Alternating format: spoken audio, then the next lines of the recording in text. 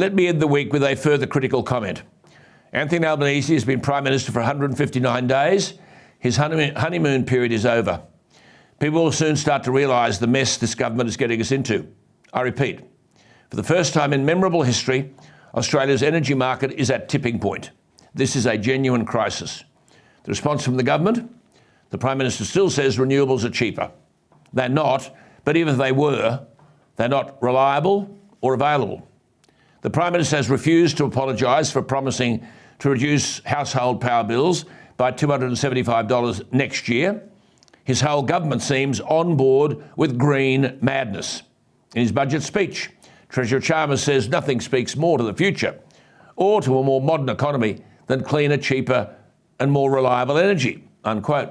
Well, renewables don't fit that bill.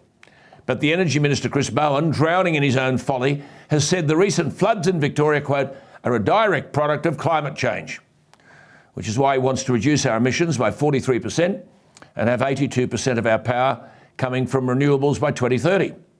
As our own ADH host Nick Cater has written, this will require the installation of 40 7-megawatt wind turbines every month, and each one of them as tall as the Sydney Harbour Bridge.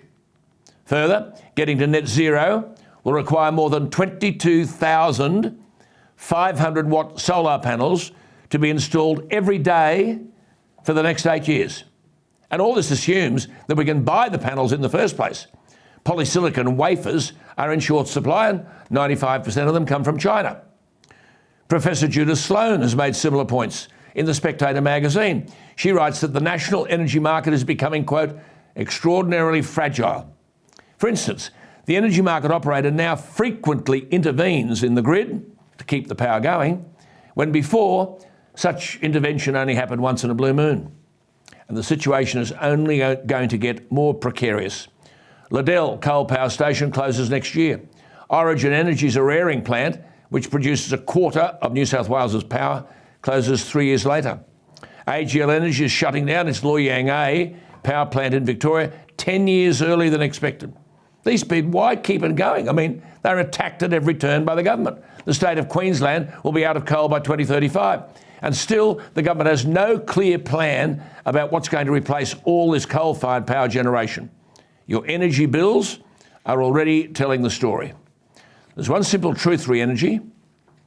If it's not available, if it's not reliable, if it's not affordable, it's not an energy policy. My advice to you is don't hand over your future to Bowen & Co. Make yourself heard. Have your say.